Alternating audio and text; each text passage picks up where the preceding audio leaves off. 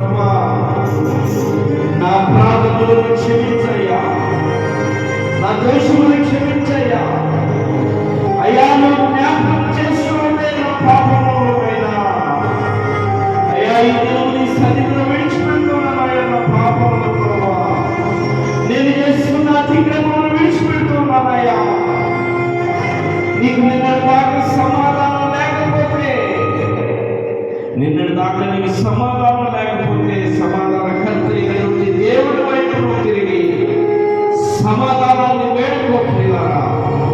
ప్రభువా, నాకు సమాధానం దయచేయ్యా, నాకు శాంతిని దయచేయని నోరు తెరు ప్రియమైన సోదరుడా, నోరు తెచ్చి జీవము